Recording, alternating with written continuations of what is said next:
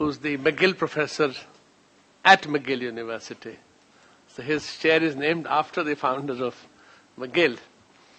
And interestingly, I found out that both Pradeep and T.V. Paul were classmates at UCLA doing their PhD some time ago.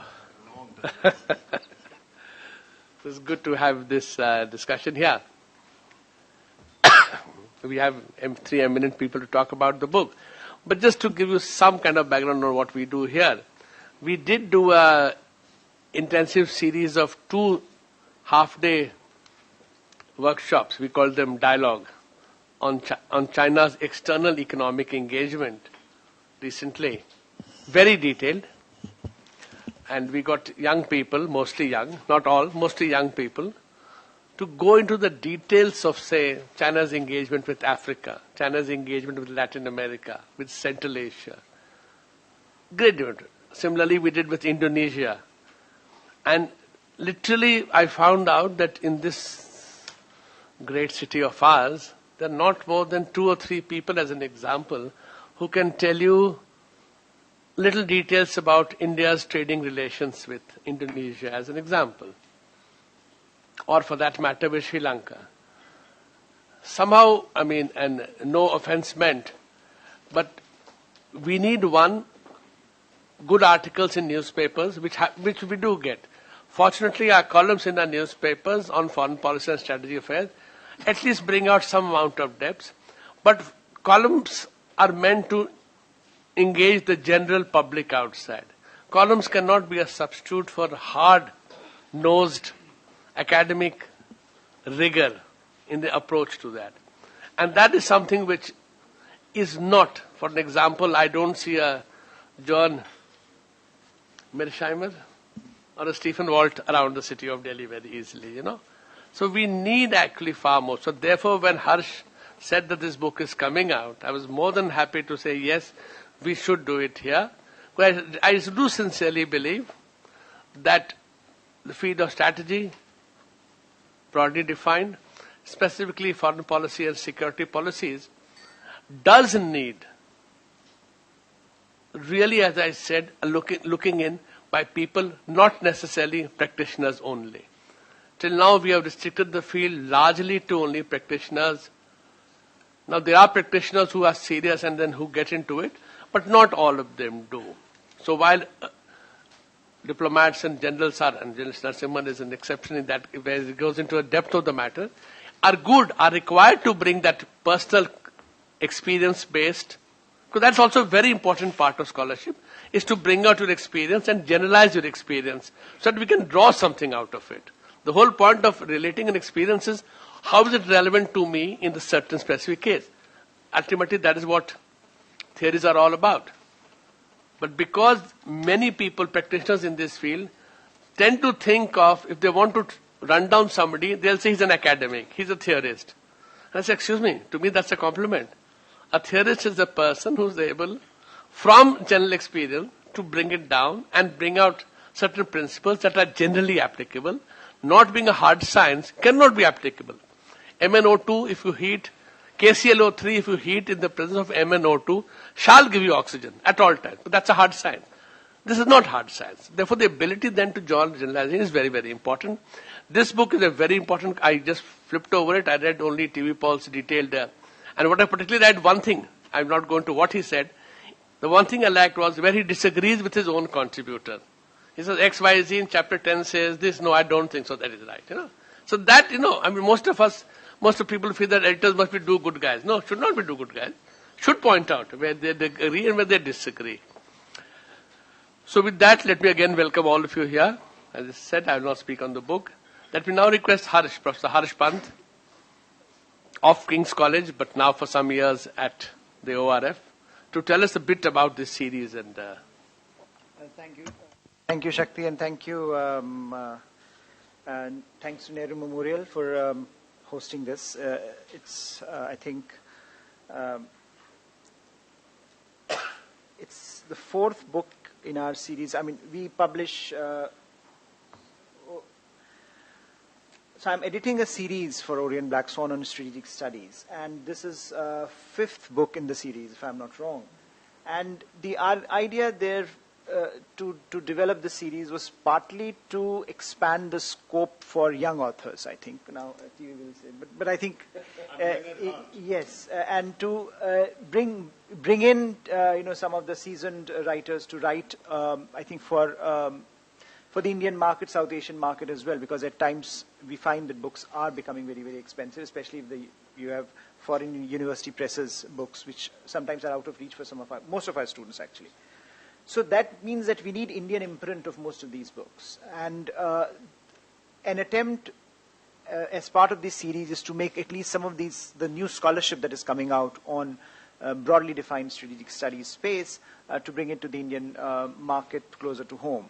And I think the other argument, of course, as Shakti was saying earlier, is that we also need to develop a certain kind of an academic culture amongst our students, among our scholars, where things go beyond newspaper columns. It's most of our stars are newspaper writers. It's very interesting, but only in India will you have government policy which will be driven primarily by what a columnist writes in that day's newspaper. And that should be, in my opinion, avoided. That's not a recipe for good strategy, and that's not a recipe for good scholarship. It can, a newspaper column or magazine article can provoke you into thinking differently, but it is no substitute, as I think Shakti mentioned, for a deep dive scholarship. And that is something that I think we want to encourage youngsters who are working in the space of foreign policy, strategic studies, national security, to think more comprehensively about the research projects as academic projects, and then to publish with us. I think we have a few scholars, both from India and abroad, that have been part of this series. Two very young scholars we published the previous one, Frank O'Donnell and Yogesh Joshi. They also did their book launch here. And I think this is something that should be inculcated in our universities as part of our growing up culture, that publishing is important. Even when we are PhD students, we should be, pushing our boundaries in trying to not only sending articles to Indian journals, but also to, I think, standard journals in international relations or political science, and then to take the next leap and articulate a broader research agenda for ourselves. And this is a very small attempt that we are making. And I think this book in particular is very timely, is very important, especially I think for TV to agree to be part of the series. He's a very seasoned scholar, one of the foremost scholars in South Asia on IR theory that we have of Indian descent. And I think this is a very proud, also moment when you have scholars of this reputation writing for this series, and also I think writing in terms of his contribution to the literature on IR and to South Asia in Asian security is immense. And so I think taking that forward and to bringing that out for a larger Indian audience is something that I am particularly very, very optimistic and very hopeful about. This will generate that interest in terms of reading and then reaching out. And that's a conversation that we need to have as a group, as a community of scholars, as a community of researchers, as to how do we want to take scholarship forward. But I think largely this book comes at a very timely moment. This is titled China and India in the era of globalization, in the globalization era. And we know what is happening to the Sino-American relationship, how the globalization era, which defined so much of what we knew for the last 2 decades, is coming apart at the seams. And therefore, to situate this book in that context is very, very interesting as to what the questions that it raises are very, very fundamental, both for Indian foreign policy, for Asian security, and also for IR theory, something which Shakti also pointed out. The theory is important. And I think some of the questions, some of the answers that we get out of this project perhaps will have a long-term bearing on how we tend to think about great power rivalry, how we think about Asian security, and how we think about IR theory in general. So with that, and I'm listed as one of the discussants. So these are my remarks. I'm basically introducing the book and the series. But with that, I'll hand it over back to Shakti to take this forward with the other panelists. Thank you, Harsh. Thank you for pointing out. May now request Professor T.V. Paul to introduce the book. Thank you very much for having me here, and I'm really honored that so many people showed up. It's 11 o'clock or something, and usually I was warned that usually people take a little bit longer time. I'm honored partly because I just saw the book. I was traveling, and I was quite impressed with the quality of the production and the cover, everything, and a very appropriate cover. A very good team which worked with me. Actually, I was probably a little bit more pain for them because I was traveling and occasionally giving them trouble. But what I like about this series is that it seems like making a serious dent into the idea of strategic studies in India. And we have the think tanks and IDSA, etc. But somehow, when it comes out of a serious press like this, it has a bit more credibility than, say, official wisdom. But I'm very happy to be part of it. And a couple of things I would mention. This book was, the incentive was, I did a book sometime back on India-Pakistan rivalry. Some of you must be familiar with it. The Indian version is available through Cambridge, India. And that book was quite an opening for me to look at these rivalries and to compare that rivalry with this. Why is this less intense than the first one? And one of the conclusions that I make in my introduction is that it's a managed rivalry. Asymmetrical with Pakistan, the asymmetrical parties, Pakistan is an intense rivalry partner. It wants continuously challenging the order, whereas India as a symmetrical party is not challenging as much as it could, but it's much more cautious. And so the differences are discussed a little bit. But two or three themes that we pull out in this is, one is about India's and China's competition for international status, which is a topic that has not received enough attention, I think. It's underlying, but it's very deeply held. It started off as co-equals in the Asian order, but then, unfortunately, India lagged behind, and China is a lot more successful in economic and other areas. And then with the 62 war, it was a major disaster to some extent for that status rivalry. But that is a very deep-rooted issue here. And Pakistan, too. Pakistan wants to be a co-equal with India. And what is that? A socio-psychological phenomenon.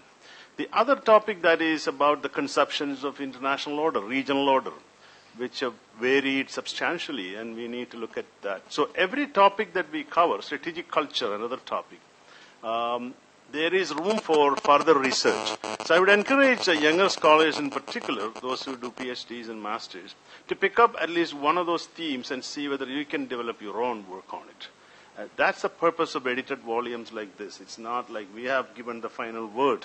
We haven't. It's a very complex rivalry, and it is evolving. It's dynamic. It's changing. And the ambitions of parties are changing. It's related to material capacity, but at the same time it's related to perceptions of what we are and how we look at the world. So I'm continuing this sort of thing, and the more and more I read about China and its versions of international order, India, its version, there's potential for some cooperation, but I don't see a permanent rapprochement unless a common enemy emerges. And that could be Trump's America, but I don't know, I doubt it. Trump probably is a passing phenomenon. But the point is, without a common enemy, the chances of this reconciliation is unlikely. But it should be managed, it could be managed, without giving up India's own claims for its role in the emerging world order. So there is a discussion about balance of power competition as a cause for the persistence of this rivalry, okay? People think that balance of power is very good for stability and order, but balance of power competition, especially in the arms area, there is competition taking place.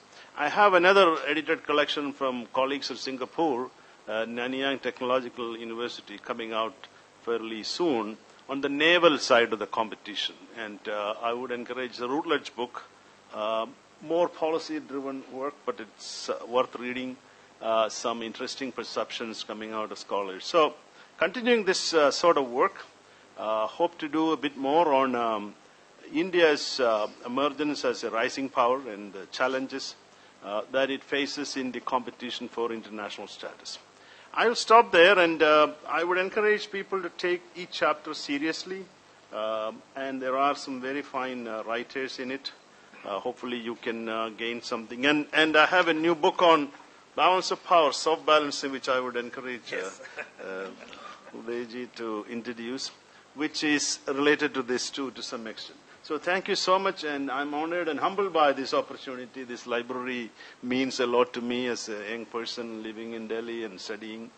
And over the years, wonder what it would have been history had it not been certain events of the 60s. So in any case, appreciate it a lot, and for publishing. And Harsh, good luck with your series, and hope more will come out of it. Thank you, Paul. Thank you. We hope that this other book that you mentioned with Singapore colleagues will also be available at a reasonable price. As has we are very lucky and fortunate to have with us Commodore Bhaskar with us to do the honors of raising the book and later speaking on it. May I request you? Yes.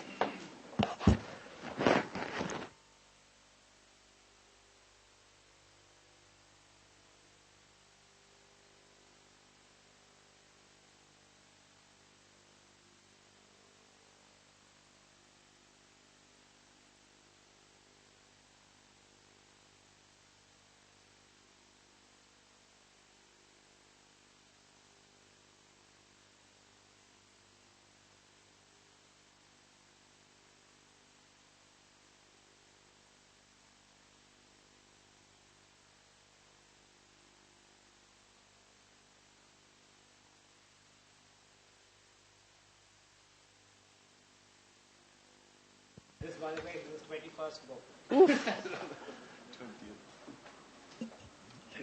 Uday Bhaskar, over the last many years, decades I think now,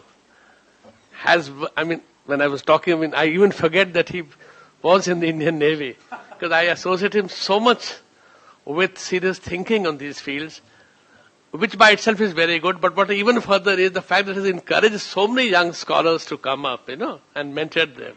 And that is something which one can really learn from. So, Uday, over to you. Morning, everyone. At the outset, allow me to thank the Nehru Memorial and Mr. Shakti Sinha, the DG, to give me this opportunity and to be amongst you. I'm very glad to be back. There's a sense of nostalgia. As I said, with my white beard, I perhaps have a Rip Van Winkle status. When I was coming in here this morning, I was reminded of one of his predecessors, the illustrious Professor Ravinder Kumar. And I was a very young researcher at the IDSA at that time, in the early 90s. For the record, the Cold War had not ended. And I had come here at that time as part of some little research that I was trying to do in terms of locating some information. And it's really, I think, a long span. And Shakti, thank you very much for giving me this opportunity, because this has been a place for a lot of reflection and reading. Allow me also to thank Orient Black Swan, the publisher of this book, for according me this opportunity again to be on this panel. It's a great privilege. There are many eminent China watchers and China experts over here. And the two professors here, I don't want to alliterate, but between Paul and Pant, they have really, I think, made a very valuable contribution in this particular series, the one on strategic issues and security studies. And for those of you who are familiar with this kind of work, this has been a pioneering effort, because I do know that when we as analysts in the IDSA in the early 90s were looking for material, and I see some colleagues from the IDSA, Swaran and the others over here, there was a great paucity of literature. And over the decades, I think this is something that, Harsh, you have made a great effort. Apart from this, your naval book and other sort of interventions have been very, very valuable. And I do want to commend the publishers also for providing this kind of support. My own discipline, as in terms of where I had entered this, I am a security analyst, as Shakti, Mr. Sinha has pointed out. We were in the IDSA in the early years when the well-known former Mr. K. Subramaniam was our director. And this was a relatively new field, security studies, strategic studies, and I think many of us are guilty of having cut our teeth on newspapers, Harsh, because that was the only available, shall we say, outlet or platform at that time. And one of the sort of, I would say, areas that we often try to grapple with is the bridge between policy making, those in our context, I'll only speak about South Bloc and the PMO, where Shakti himself had a very, very illustrious sort of tenure as the advisor and on the staff of Mr. Vajpayee, our former Prime Minister. In the IDSA with Mr. Subramaniam, whom again most of you would have either met him or you know of him or have heard of him, civil servant, the Indian Administrative Service, one of the, again, I think the first amongst the civil services to actually look at these areas for serious study. And if I may distill what I had picked up from him over the years, is that the policy maker sitting in South Bloc, sitting in PMO, doesn't know much about theory. You know, every politician, whether it's Ronald Reagan in the White House or Mr. Narasimhan Rao on his watch or other prime ministers that we have had in India, are dealing with very complex real life issues. Yes, they have a strategic underpinning. They inherit a certain institutional knowledge or awareness about their country, their interests and so on. And they are trying to evolve what you might call as policies. Not all of them may work. Some of them could be disasters, as we have seen in the case of the United States, whether it's Vietnam, America, Iraq or Afghanistan. And, you know, it evolves. Life goes on, as it is currently under President Donald Trump in relation to the United States. And the academic, the theorist, is trying to interpret, trying to make some sense of this rather messy and opaque policy world. I'll confine my remarks to the security and strategic domain, which is my own area of interest as a student, and within that perhaps the nuclear weapon and the missile, WMD, weapons of mass destruction. And one of the puzzles, and I'm going back really to the Cold War, you know, the last stages of the Cold War, post-Reagan-Gorbachev.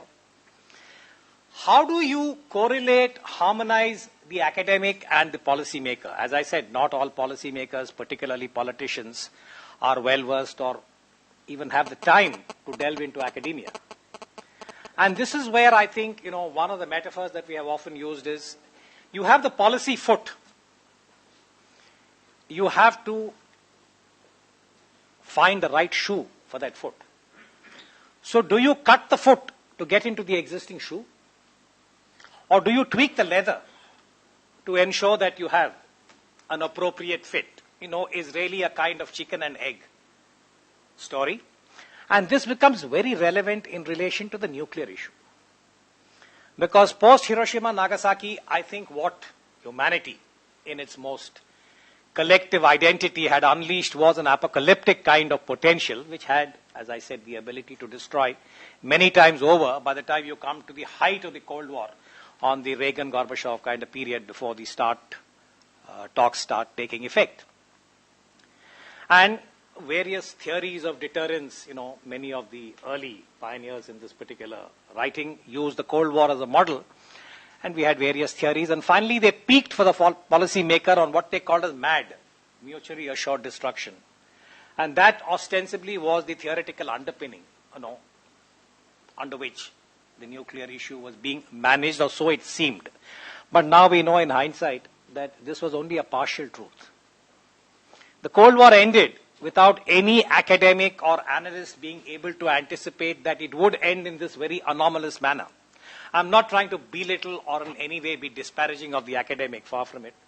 I've been in the community of analysts for a long time myself and do acknowledge the complexity.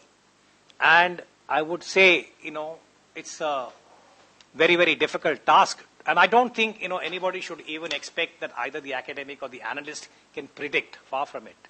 You can at best interpret. You can explain a certain situation that is evolving. And this is where I think Professor Paul has made a very, very valuable contribution, if I could make that transition.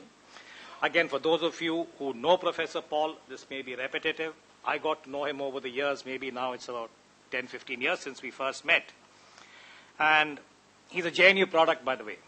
I live on that campus, so if I may say so fondly, he's part of the JNU mafia, but in a different way.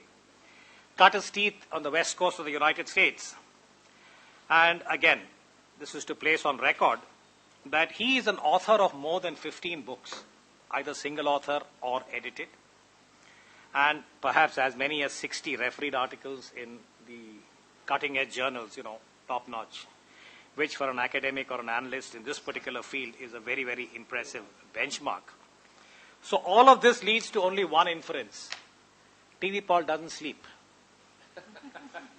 He's a guy who, if you can look at how, I've had occasion to visit him in his university, and I've seen the kind of diligence with which he approaches his own work, and it's a very vast range of books. I had occasion again to review a couple of them. And perhaps we in India are not aware as to how he is regarded in the international domain in terms of his contribution to theory. If you talk about IR theorists in the world today, I would say that TV, Professor Paul, is really at the top end of the second generation, if I may describe you in that manner, TV. And again, over the last 10 years that I have had occasion to review his work, see his work, this of course is the latest book as far as soft balancing is concerned. But it was preceded by a very, very important intervention in relation to the nuclear weapon and the so-called traditional, non-traditional use of the nuclear weapon, and this whole argument about is it status, is it something else? How do the second tier of nuclear weapon powers, because as I said, the Cold War had evolved a template that was really about the former superpowers, in this case the former USSR and the United States, but clearly while this particular Cold War was unspooling the way it did, and it ended with the implosion of the former Soviet Union, and that famous image of Boris Yeltsin astride the tank, the duck was paddling. It looked very stable and everything seemed all right, but clearly under, below the median, that which was not visible, there were many quote-unquote nuclear ducks paddling. Is not the best metaphor. But you had a second tier of nuclear weapon powers, of which I would make the case as an analyst that the Southern Asian region has the most complex WMD environment of the world. That is China, which became nuclear in 1964. Pakistan, which acquires the nuclear weapon thanks to China in somewhere 89-90. And there is a gap at that time for Pakistan is ahead of India. And finally, India catches up in May 1998, when we had Mr. Vajpayee as the Prime Minister and the Shakti tests. So this particular triangle, if you will, a very uneasy and sometimes a dangerous triangle of China, Pakistan, India in terms of the WMD contour is the most complex. And again, Professor Paul, both in his single book and, when he's looked at the nuclear issue as also the practice of deterrence, or otherwise, and the soft balancing, hard balancing, soft balancing, which again has been detailed, I would submit for your consideration that it is a very important intervention in terms of the theoretical understanding. And again, let me repeat that, it's not as if theories can explain every possible policy initiative, but I think they are important, valuable points of reference. It's very unlikely that the relationship between the United States and China is going to follow the path traversed by the former Soviet Union and the United States, because it's that old adage that you can step into the river only once. There is a temporal dimension against a very complex strategic entropy that is unfolding with every given day. And therefore, our understanding is that we look at the past. We'll review previous experience in the fond hope that it will give us some benchmarks to be able to project into the future.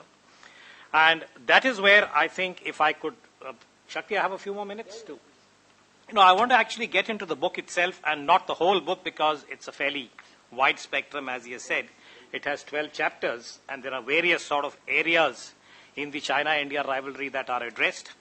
I'll confine my remarks to my area of interest and some modest understanding, which is the strategic and security domain, and particularly WMD, weapons of mass destruction. A word about this rivalry itself. The China-India relationship is a bit like the blind man and the elephant. You can address it from any which perspective and imagine that you have grasped certitude and that what you have gleaned is the final word, which as we know is not so.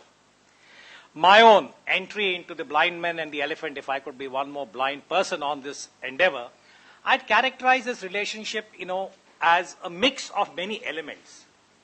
When we review it in 2019, we've just started this year, it's barely a week old, We accept the pedigree, that there is a civilizational pedigree when we look at India and China. But to me, as an analyst in this particular year, the most defining feature, and since we spoke about this before we entered this room, I want to flag asymmetry. The defining feature to my mind and the most predominant in the China-India relationship today is asymmetry in every possible tangible indicator. Let me repeat what I said to these two learned professors before we entered the room today, that we are talking about an asymmetry in GDP, in military power, in infrastructure, in our understanding of technology, the works. Professor Gujral, who's sitting here, some of you may know him, he's just come back from a 1-month tour of China, and I'm picking up some of my conversation with him a little while ago. And the contrast is, and this frames, I think, the China-India relationship. China has just carried out the most, shall we say, impressive landing on the moon, the dark side of the moon, which if you look at the American commentary over the last 48 hours on social media and elsewhere, they are comparing this to the former Soviet Union and that moment when they felt that they had lost the so-called space race with the Soviets, the Yuri Gagarin moment, if you will. This is how the Americans, at least one section, are looking at the Chinese achievement on the moon. And the contrast is with India, where I say this with anguish and sadness. I'm not trying to score any political points, that over the last week when we had our Science Congress, we have one cluster in this country in the most highly regarded professional forum trying to prove that Einstein was wrong and that we had, shall we say, other formulations embedded in ancient India. I cite this as an observation, about India and China.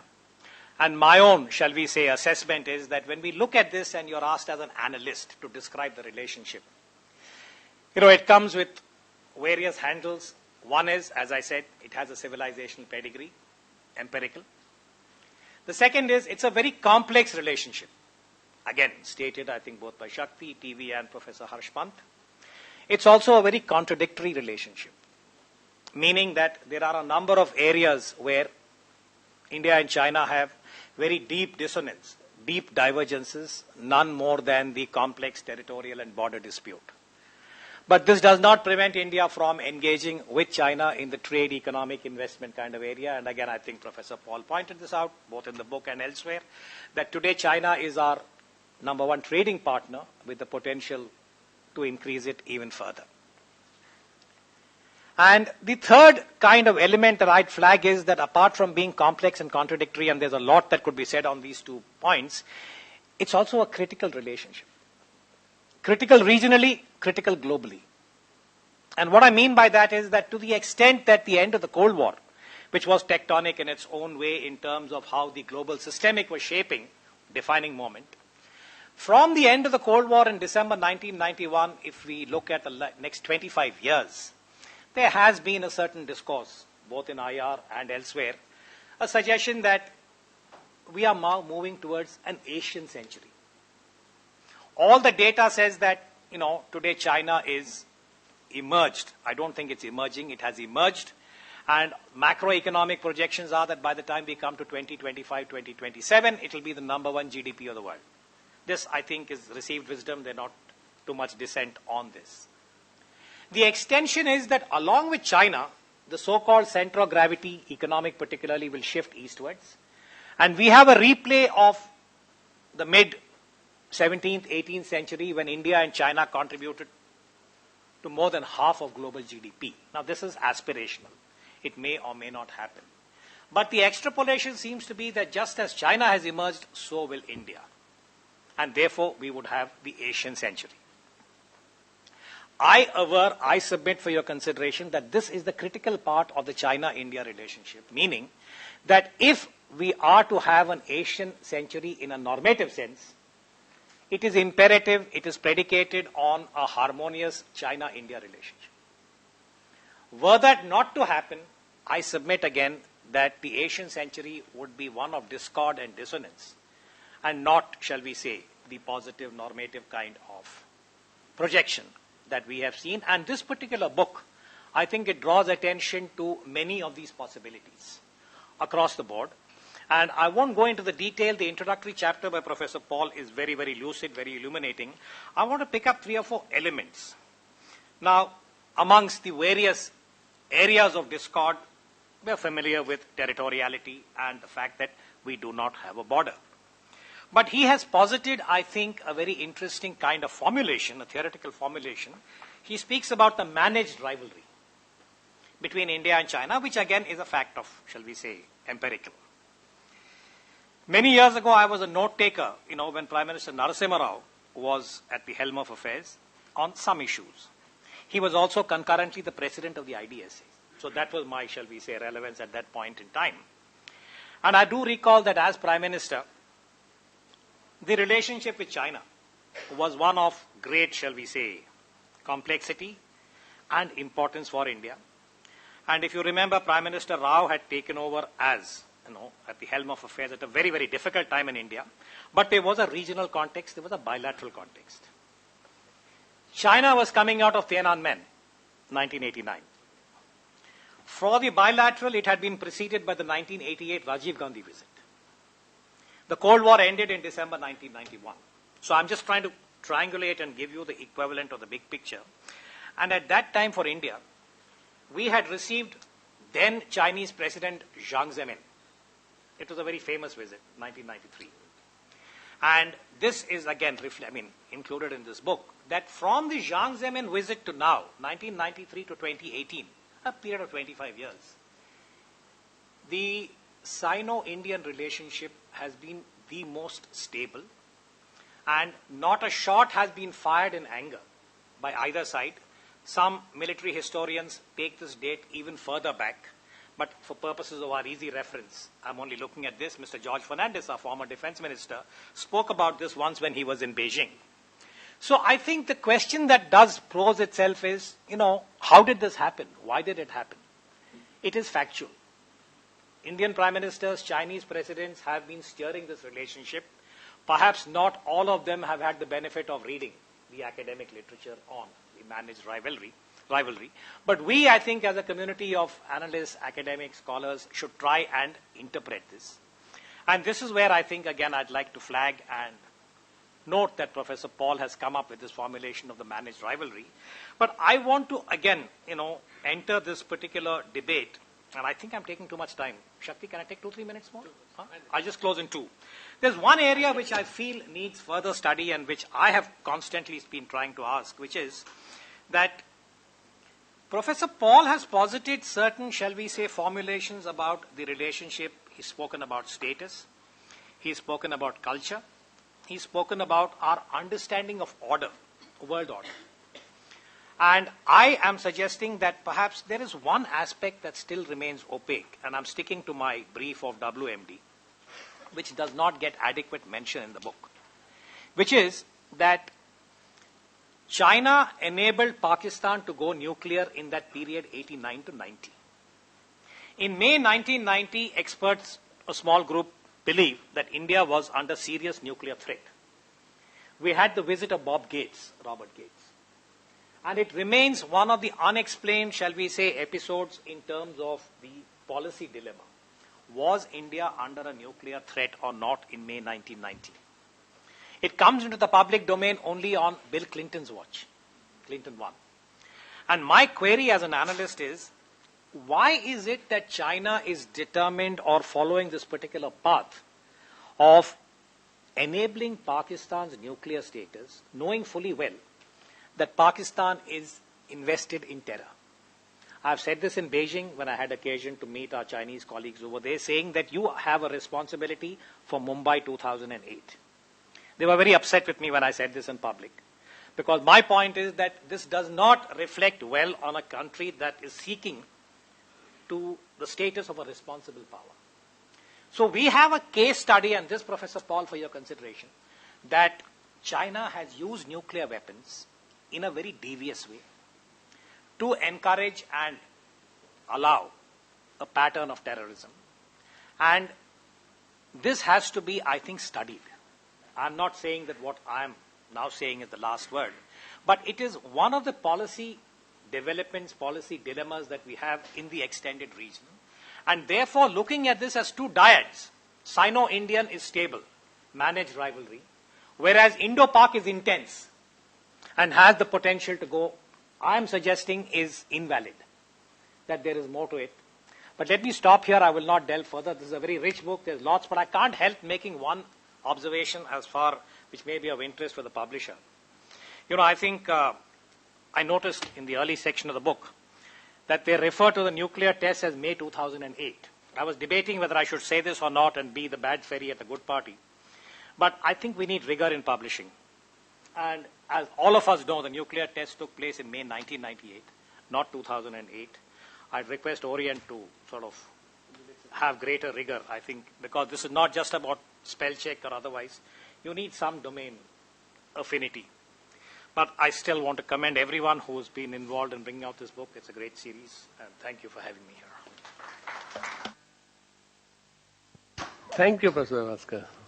Let me go down the line only. Let me now request Professor Madhu Bhalla to speak. She's from the Delhi department where I did my master's 42 years ago. With Professor Pant and Manojan Mahanti and Meera Sinha. Over to you, Professor.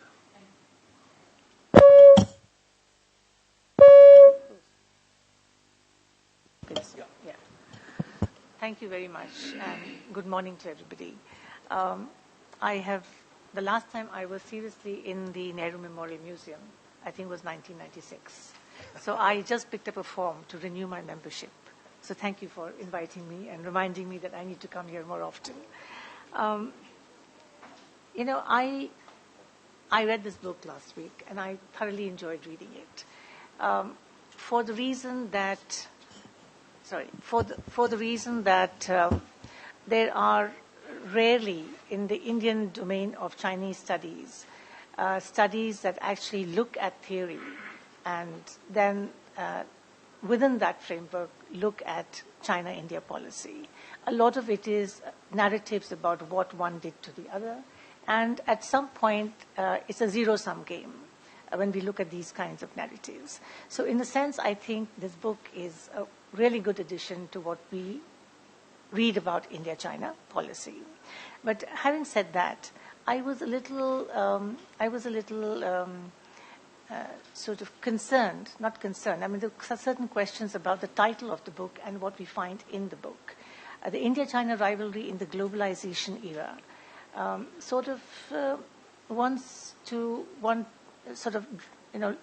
it raises questions about what we mean by the current era. Is it an era of globalization? Is it an era of deglobalization? Where are we going with globalization, and where do we want to actually position India-China relations currently and in the near future? There is much about how India-China policy is positioned along various lines in the era that is just ending, it seems to me, right? While the major concerns, I think, for both India and China and other states is what is happening to globalization and where the relationship is going to go. So while I entirely agree with Professor Paul that this is an enduring and a managed rivalry, that there is status rivalry at the heart of our relationships, that we differ in our conceptions of global order, and that there are separate strategic cultures that drive India-China relationships. And, of course, that this rivalry constantly changes, and the elements of that rivalry sometimes become, in terms of territory, in terms of sometimes status, in terms of other things, sometimes wax and wane. However, the fact remains that all of the parameters on which the various authors sort of address India-China rivalry will be radically changing in the very near future. If you just look at the chapters, say, on India-China economic relations, much of these economic relations will actually change as a consequence of deglobalization, one, as a consequence of the fourth industrial revolution, second. Right? The nature of the global economy will change. The nature of national economies will change. The impact on resources, on logistics, on the need for infrastructure, physical infrastructure, the kind of policies we evolve in terms of jobs and the management of labor, and the kinds of capital investments we need to make in fourth industrial revolution technologies will actually dictate radical changes in India-China economic relations. I think the asymmetries in trade deficits, etc., will no longer really be the fulcrum of India-China economic relations, will not be a major concern. They will be of some concern, certainly, but not a major concern. The way we manufacture will change, additive technologies, cyber highways, will all of them change our focus on the future of national economies and the global economy. So I think some of these concerns, I think, needed to be actually looked at in a book of this kind. It's coming out in 2019. This is much after Trump has kick-started the deglobalization process. Nationalistic governments elsewhere have pulled out of multilateral processes and out of multilateral arrangements and regional arrangements. And I think we are looking at a completely different perspective on how the world will now relate to each other, how nations will now relate to each other. That seemed to me, I think, to be sort of missing in all of the papers that have emerged here. That sense of what is coming, what is imminent, and what is partially already there. And when I say partially already there, I suppose what I'm looking at is the fact that many countries are now actually investing in the technology for the fourth industrial revolution. In the Asia-Pacific, China actually invests in 70%. China's investment is 70% of the entire Asia-Pacific region in new technologies. So in a sense, China itself has a two-pronged policy on future developments. If you look at the BRI, the Belt and Road Initiative, it's actually moving globalization 3.0 technologies to Eurasia and to Africa. Whereas, in fact, within China, there are huge hubs of technology development and universities of excellence that are looking at FIR technologies, the fourth industrial relation technologies. And 70% of what is being invested in the Asia-Pacific region in terms of investments in new technologies are actually from China. So we are looking actually at a realization within China that it has a dual economic purpose. One is to push 3.0 globalization into the BRI, and the second is to develop 4.0 globalization within China itself. So in a sense, I think it's not just, FIR is not just imminent, it's already there in many of the policy processes within China itself, and within India as well.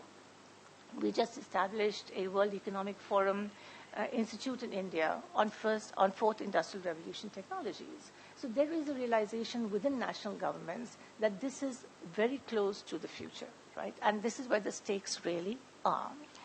The other thing I think that is interesting in this book, and the one thing that I find really interesting in this book is, the chapter on, first, I think, Professor Paul's introduction, and then, of course, Miller's chapter on conceptions of world order.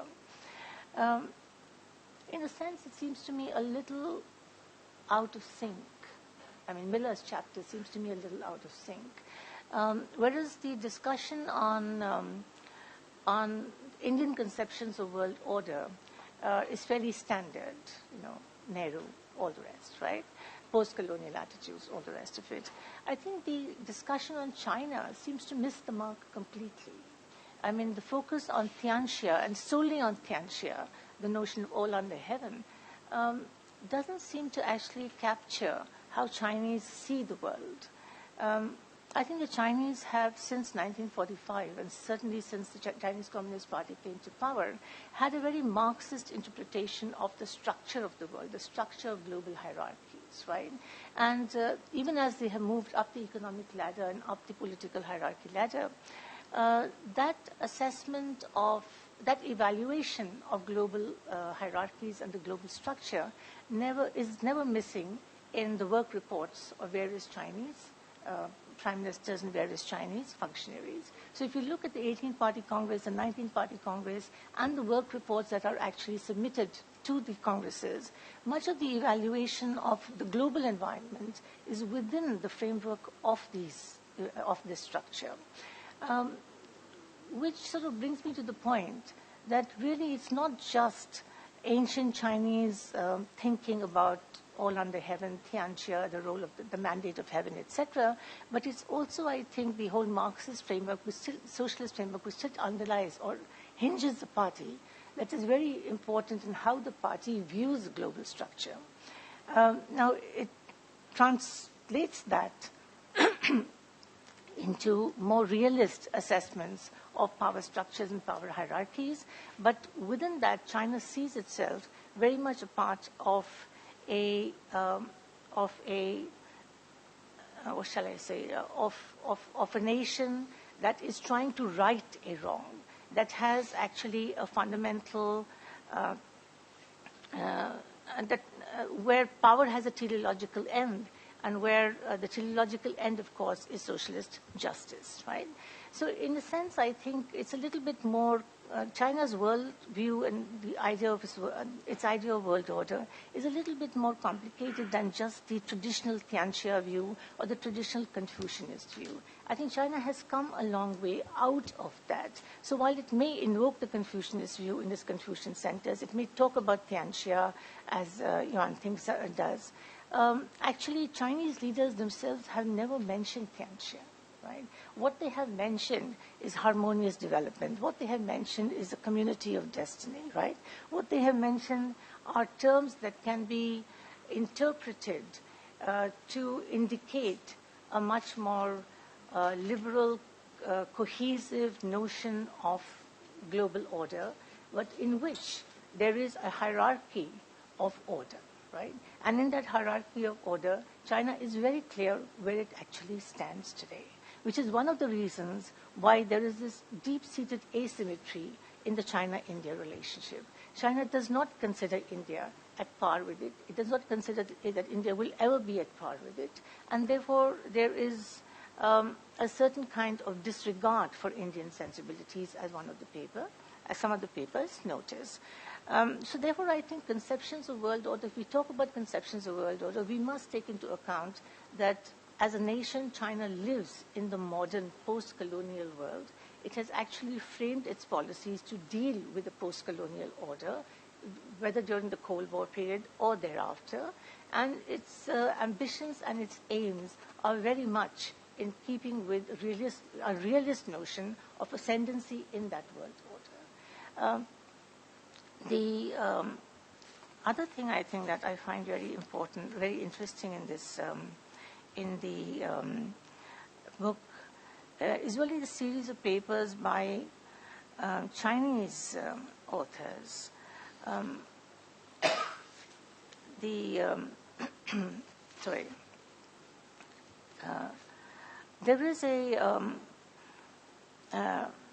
is a paper by Shanhan and Belancia where really the discussion sort of veers on hard balancing, soft balancing, limited balancing, etc., right?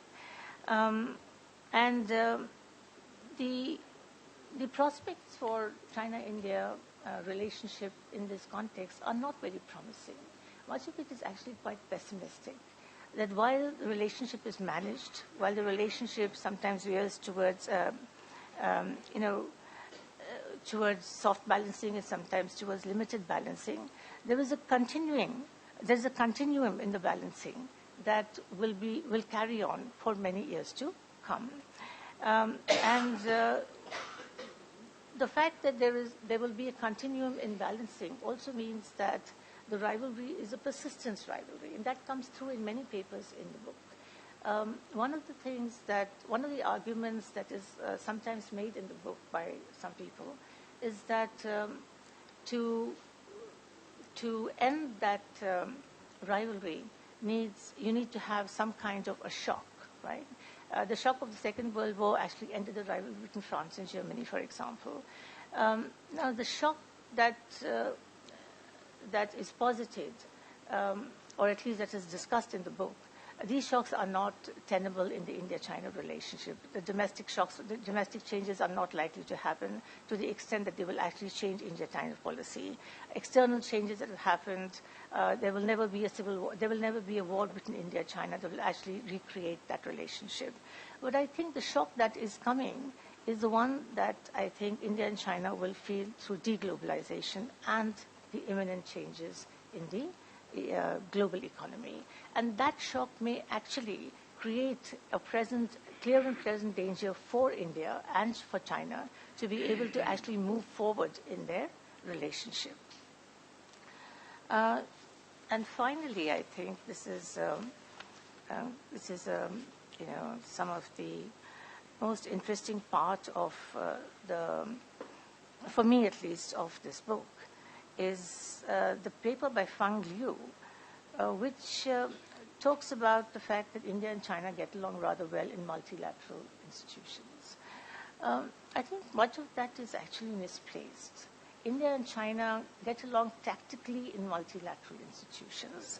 I think in the BRICS there has been a lot of positioning between India and China, which he interprets as coalition building, right? In the climate change agreement, I think just before the Paris Accord, we felt we were left high and dry, which Fang Liu interprets as China having realized that it can make a positive contribution to the climate change agreement. I'm talking about the China-US agreement in June, just 6 months before the Paris Accord took place, and the fact that India was then pushed to make certain concessions at the Paris Accord, the fact that there was no consultation as there had been at the Copenhagen Accord around the Paris Accord. So in a sense, I think this idea that we don't get along bilaterally, but we can get along multilaterally is somewhat misplaced, right? These are tactical positions, I think, that we take, and these are tactical positions both for China as well as for India. But I think to read into that the rivalry is mitigated by these positions is somewhat, it seems to me, unfounded, right? I think that's about all that I really want to say about the book. Thank you.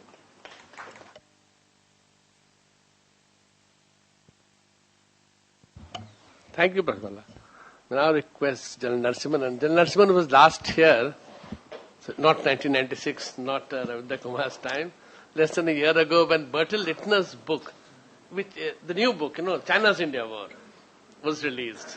So you can't say that I came after 20 years. I'm not saying that.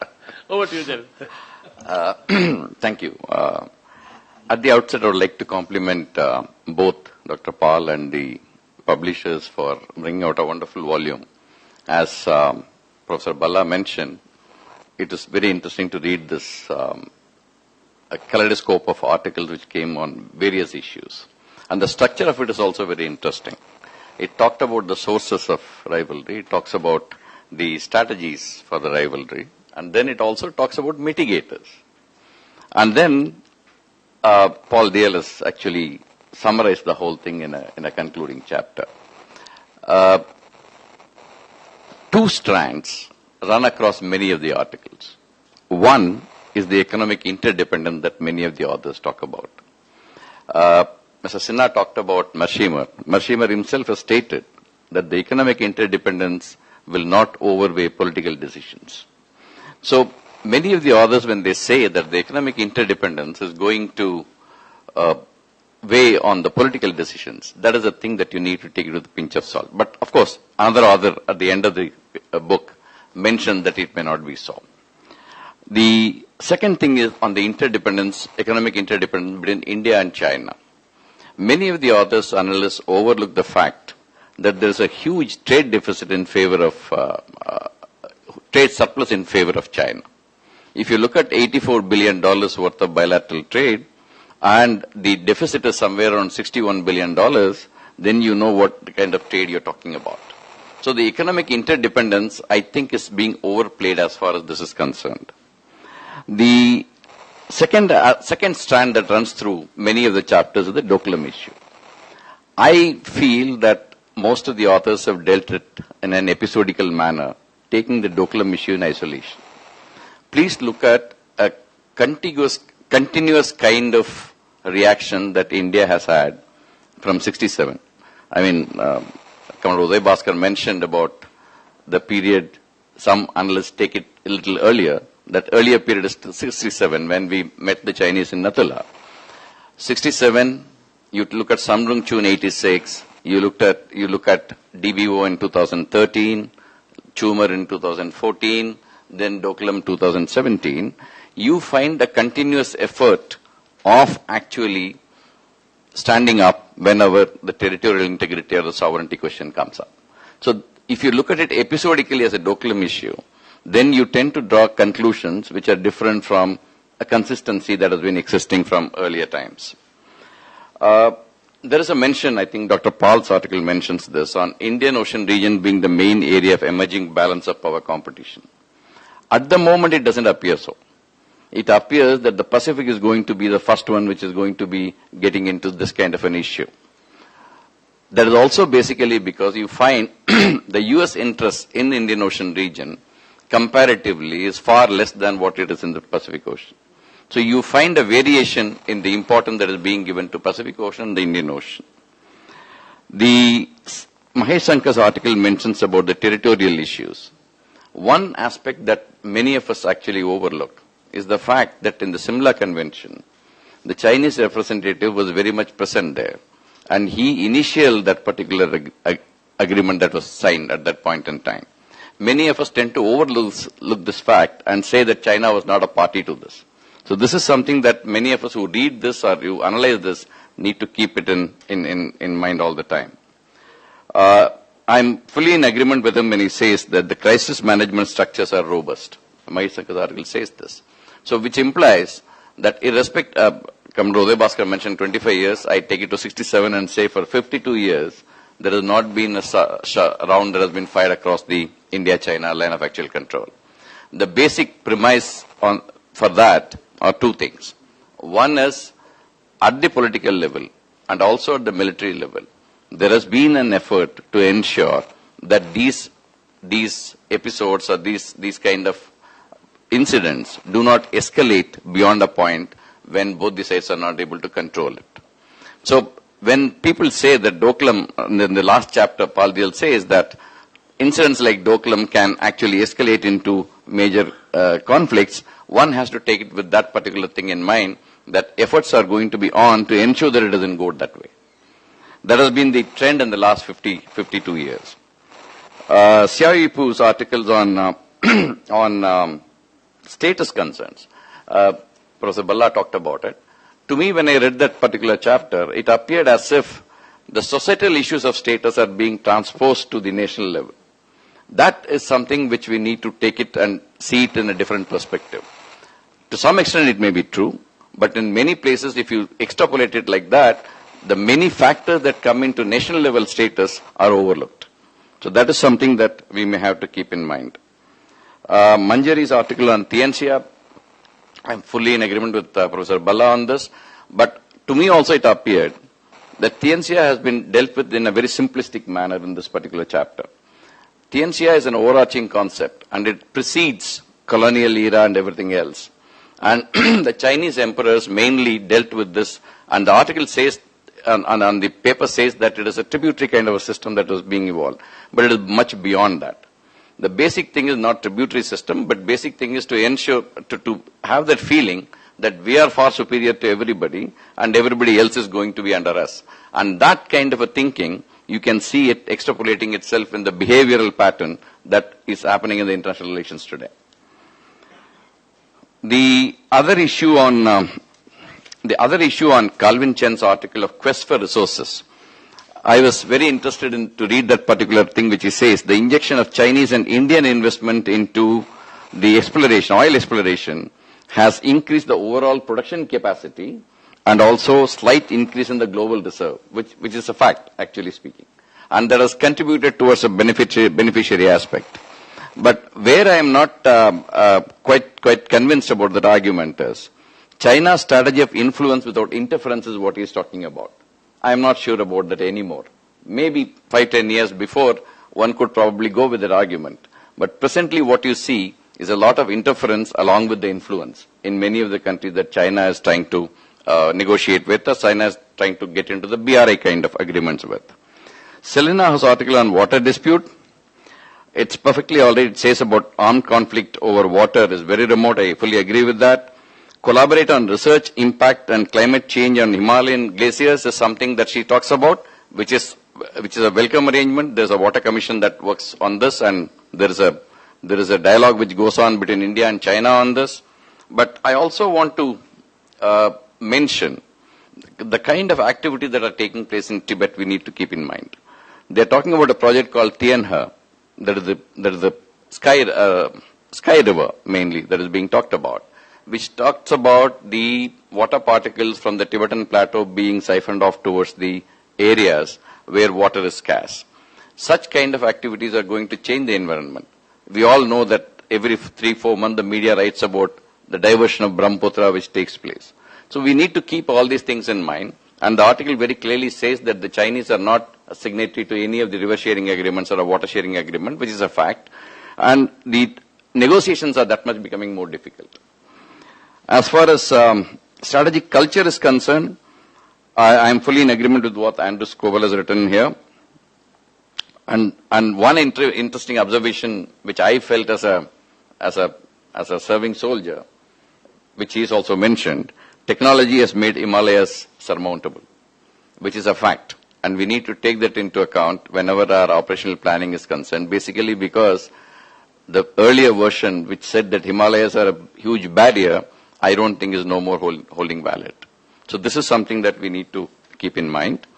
As far as mitigators are concerned, economic ties are unlikely to improve political relations, which I mentioned earlier, and the BRI to be accompanied by efforts to create more governing institutions than currently exist. This has been the major trend. If you look at the pushbacks that are happening against the BRI, today you can count at least 30 countries which are pushing back against the BRI. If you look at that, the main reason for that is this is the particular thing. And China is holding the next summit in April to this year. They have already started the work for that. And they are trying to redo the BRI concept. Let's see how it pans out in this year by about April, May. The engagement of institutions which Professor Bhalla talked about, Feng Liu's article, paper, that talks about cooperation in 2 fields and divergence in 2 fields. It is not so simple. There are larger things that you need to look into in this. And also, when Professor Bhalla talked about the Paris Agreement, etc., which is a fact, there was a period in which China was more comfortable in taking along India along into these multilateral institutions and the discussions. That aspect has changed post-2008. So we need to have a rethink into this and then get back into this particular kind of a system. Lastly, I just want to leave 2-3 thoughts to the authors. One is the mitigating factors. Only two things have been mentioned. I think we need to look at more of social factors into this. People-to-people contacts are very important in this particular aspect of mitigating this particular rivalry, and that is an aspect that probably we need to look into a little more than what has been dealt in the book. International relation theories are undergoing a change with what is happening around in the world today, and academics generally lags behind because the events have to happen, then the analysts can do the analysis part of it. But I think we need to be alive to the changing international theory, international relations theory that is going on at this point in time, and probably catch up with that lagging part of it a little bit. One thing probably this book could have done a little better is on the solutions part of it. It traces the history well, it brings it up to the present time well, it does not go beyond that. I think we need to probably look into that so that some new thoughts can come into consideration as to how we can deal with this rivalry or competition, as I call it. And that will probably give a little motivation to Dr. Paul to come up with a second volume, maybe 5 years down the line. Thank you very much. Thank you, Daniel. Would you like to respond to these points? And then we can take a couple of questions if you have the time. Very briefly, because I'm really glad you are provoking thinking on the subject. Because when I was trying to research on it, this is not an end of it. I mean, that's why the globalization era, I'm fascinated by your some of it is unpredictable, by the way. I think China and India are still the biggest defenders of globalization. We benefited a lot from globalization, by the way. Not every Indian or Chinese, but the fact that without globalization, the economic growth would not have taken place in both places. So I'm not completely sure globalization is dead as far as this region is concerned. It may undergo a lot of changes, but still, if globalization has a rescue partner, these two countries are going to be, okay? Because America may be getting a little dicey about it. It is losing the edge in some areas. So I appreciate the thought, and this is exactly what I want to do. I never accept my own logic as the ultimate biblical truth, because you need contestation. Arguments need to be contested, and then new ideas emerge out of it. That's what social science progress is all about. There is absolutely, but I think what you guys provided is room for people sitting in this room, youngsters. I can think of some scholars who might pick up these topics and develop further work on it. This topic is, yes, there are new books, some new books came out, but still it is very territorial issues, it's military issues. There's a lot more to it, okay? That's what impressed myself when I was reading about it, that we have ignored the status question. It is difficult to measure, that's part of the problem. But it needs to be done, otherwise, how do you find the solution? I agree, we need a good studies on how India's two big rivalries will end and how you can increase the opportunity for... I think there are works out there that look at top-down approaches to bottom-up approaches. A lot of peace groups will think people-to-people contact will change. Not really. Some argue that it is going to be at the governmental level the change has to come. Then the people will go around and make it deep, embedded peace, the liberal peace, because liberal peace requires people-to-people contact. But they rarely do the initial work. It is people like you who make the difference, the initial, that political, the Sadat moment, sort of. That hasn't happened because we haven't had triggers or shocks that was mentioned to change the mindset of elite in particular. So I'm very pleased. In fact, I learned from your discussion quite a bit. But I must say that there is quite a bit of menu here for building up. And it's just a volume, so it's not even a single authored book. But I would certainly encourage scholars to think about this rivalry, compare that with other rivalries, and the emerging situation with the United States in particular. Thank you. Thank you. We can take a couple of questions. I think one of the most important factors behind the Chinese behavior after 2008... Introduce yourself also, so they know. I'm Ravi Mishra, Deputy Director, NMML. I think one of the most important factors behind the Chinese behavior since 2008 has been the expectation or the prediction, and as Commodore Uday Bhaskar mentioned, that in the near future, the Chinese GDP is going to surpass the American GDP. You mentioned 2017 or 2027 or 28. Now, as per 2018 data, American GDP is now close to $20 trillion, and Chinese GDP is close to $12 trillion. And it's growing at 6%. American GDP is growing 2.5 to 3%, which means that even if nothing goes wrong, even if it goes like this, then you see the Chinese GDP would be able to surpass the American only around 2038 or 2040. And in any case, so much can go wrong because the Chinese economy has accumulated so many problems. One of the things that is likely to happen in the near future is that dollar is going to appreciate, most likely, and the value of the Chinese currency is going to go down. Now, as far as the real economic power is concerned, of course, in many ways it is the purchasing power parity that matters. And there, Chinese have already overtaken the American economy. But there, India is also the third largest economy. It's close to $10 trillion now. So I just wanted to mention this. I'll come to you. And then to you. Please introduce yourself and push it. My question is on the factors like in multilateralism, China does not cooperate with India on energy and United Nations Security Council. And where do you see, even in global issues, can we cooperate? Because these are factors where we are having serious issues. Yeah, I have a couple of questions, both interrelated. Now, when we are discussing the rival like China, and we often presume that we cannot afford to be in conflict, we have to live together, at the same time, the conflicts are there. That it has not happened, so it will not happen now? Or it is that we are progressively, kind of sitting on a bomb, that maybe it is tickling and going to happen soon. Now, we need to see what are the reasons why it has not happened. And can those reasons continue persistently? Thank you. Thank you. I am Sanjeev Srivastava. I teach at the University of Delhi. My question, two questions. The first one is about civilizational linkages between India and China.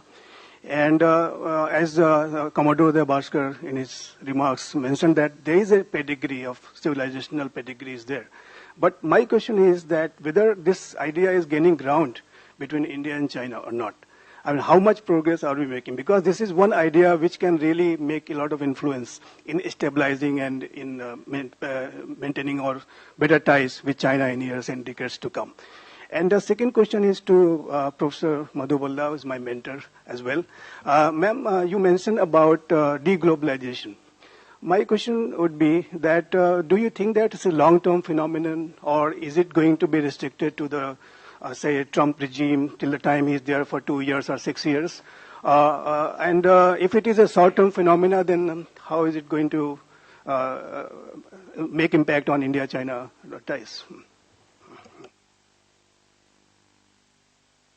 Come from others too, but I only pick up a few. The last one is fascinating. I've been thinking about it. The Chinese teaching of history. Do they include Indian history at all in their curriculum, school to college, until you go to the specialized institutions? Actually, sad, but the Americans and the Canadians don't do either. Until you go to college, where there are specialized great courses on Asian civilizations, very little is taught to this new generation. If there is a global movement that needs to be done, is curriculum change, history of other civilizations. I think Indian schools do. I mean, I remember learning a little bit about China in my younger days in school. But I don't know whether the opposite is the true. And until and unless, and this is something the policymakers should take it up, that you cannot change the mindsets of people until your history is taught. Some understanding is needed. The average Chinese doesn't know anything much about India. I mean, some do. The students who come to North America sometimes are interested Buddhism and Hinduism and all that, but it is very, very limited. So that is one big challenge. This whole people-to-people contact is not happening because they don't know much about it. It's a very archaic understanding. I don't know about Indians' understanding of China, maybe also not that great. I won't go into all the questions, but one of the questions that was raised was that the American resurgence, as they call it. By the way, there's a lot of predictions in 2-3 periods, the U.S. decline. You know, the whole Paul Kennedy book. And then, I mean, that's a historical fact, but the timing is very hard to predict. A lot of factors enter the picture. Wars sometimes, competition. So you cannot predict. But it is true that there is no way you can stop China and India, even if it takes 50 years, given the fact that they have the population, the middle class is growing. The demography, there's a famous line in Huntington's book, Clash of Civilizations. Other things the book has problems. There's demography is destiny, okay? And for that reason, unless technological revolutions take place that takes away the value of demography, economies will depend on demography. And that's where these countries will have potential. So I'm not sure U.S. decline. U.S. decline is happening in some areas, by the way. I travel a lot in the U.S. And you see some parts of the U.S. is pathetic, including some airports. And, you know, the way they conduct business is really not that great. But some parts are really posh and impressively going. the Silicon Valleys of the world, and that's the innovation. So 10% of America is doing fantastic, and whether the rest of America, I don't know. The societal level pressures are mounting, given the migration pressures and the kind of things that I've never seen this much bitterness in America. The last 30 years I've been there. There is a considerable class divisions coming. So what does that do to your rise of America? And I think that has to be factored into. I won't go into why this rivalry has not led to are we sitting on a time bomb? And that's what this is trying to address. The mitigators are there for any rivalry. Okay, there can be unpredictables and imponderables, and that can happen. That's why the political elite have to be consciously watching it. Don't leave it to Xi Jinping visiting Ahmedabad and then the military doing something. That was the kind of thing that you can expect if they leave it to the very narrow military interpretation of behavior, PLA or whatever. I'll stop there, and these people sitting next to me are a lot more aware of things than I am on what's going on day to day. I'll pass. Yeah.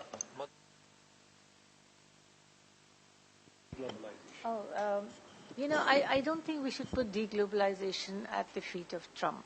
I think he's not responsible for deglobalization. I think the issues around deglobalization have been there for some time. I think also liberal economists have pointed to this. Stiglitz has talked about globalization and his discontents a long time, many years before Trump came onto the scene. So there are issues with globalization that have been at the forefront of economic debates and discussions. And there has also been a very deep concern about the kind of imbalances that globalization has actually created and the problems that have come with globalization. Although globalization, as Professor Paul said, has also enabled the growth of India and China and many other countries. So in a sense, I think deglobalization and Trump, while Trump has become the most outspoken spokesman for it, and he's actually acted on this by getting out of multilateral processes and dialogues, deglobalization is a deeper phenomenon, and therefore it is a longer-term phenomenon, because for states to turn around and to bridge the gaps that globalization has created and bring everybody into the mainstream or the economic mainstream takes time. It takes policy willingness, it takes political will, and it also takes a great deal of changing of the structures of economies. That's a difficult task. That's a painful task. And that's not a task that all countries are really capable of doing quickly. So, and I'm not sure that Trump is actually doing that with what he's doing in the economy in America. I mean, this is not the way to do this. So in a sense, I think deglobalization is here to stay for a little while. And when I say deglobalization, what I'm saying is that I think there will be pressure on states and policymakers to change the way in which economic policies are implemented. And there will also be pressures on them to, while bringing more people into the mainstream of economic growth, to also change the structures in keeping with the new technological revolution that they are facing. So how they balance these things off, I think, is a huge, huge agenda, it seems to me. And I think we need to be looking at how we do that. In India itself, I think, globalization has only affected, say, 1% of the population. I think the amount of people who have been left out of that are enormous, many millions. So how do you deal with jobs, work, the nature of work, the nature of jobs, policies on labor? How do you bring people to prosperity en masse while also dealing with the pressures of structural changes that new technology actually puts at your door? These are things that I think we need to investigate. We need to look at how we're going to do this. But it's really, Trump is a passing phenomenon. But I don't think deglobalization is a passing phenomenon. That's all I'm saying. Thank you. Let me just say a few words about the book and then we can wind up. One, we had planned a Sadat moment. We executed a Sadat moment in 1999 February by going to Lahore. Well, we thought it was a Sadat moment, but then you realize that in Pakistan, nothing as it appears to be. So it's, exactly. So we got the Kargil moment instead. But Professor Paul, I would think that, in that many ways, for the Indian policymaker now, Pakistan has come considerably down the list of priorities now. It's a problem that we are managing rather than something we're looking for a solution, because we really don't think now that every trick in the trade has been tried. Every card in the pack has been played by every prime minister successively across party lines. And all of them have come to the conclusion at the end that nothing seems to work, So, but China, of course, is a different kettle of fish.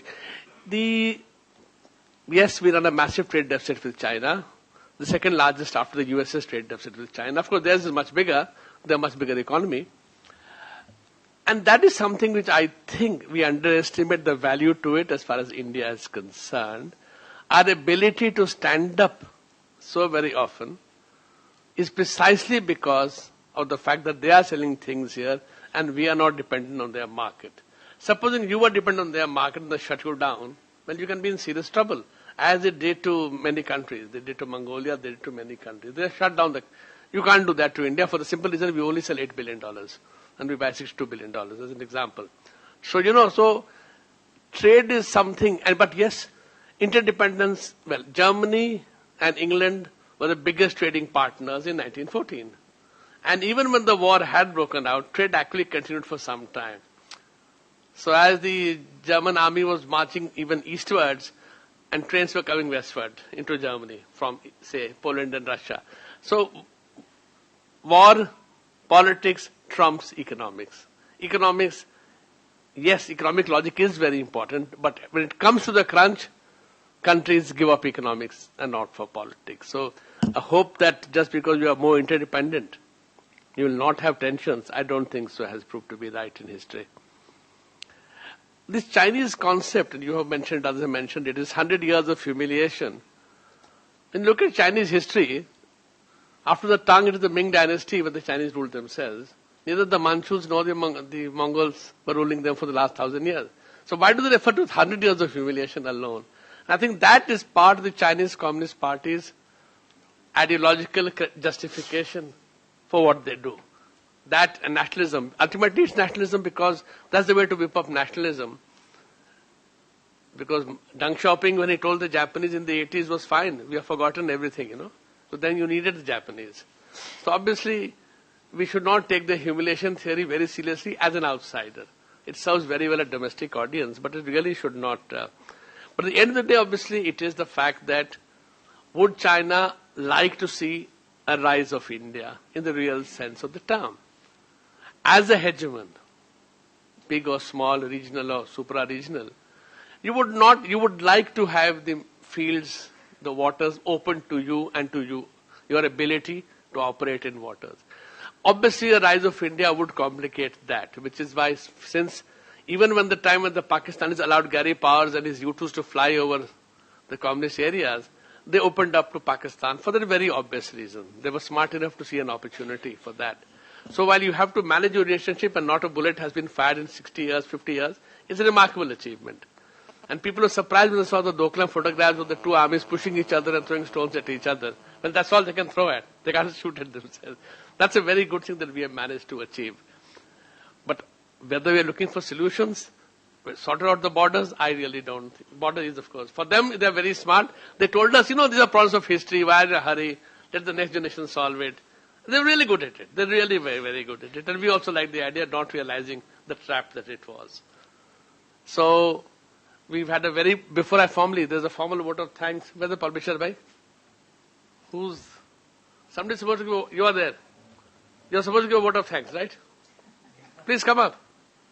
Please come up. But before that, let me personally thank our panelists, Narasimhan, Professor Madhu Bhalla, Professor Bhaskar, and of course, Professor Paul and Harsh Panthia for their fact that we are doing this event here and that we are able in our own way to provide a platform for very serious, loud thinking on issues of really importance to all of us. Can I now request representative of Orient, please?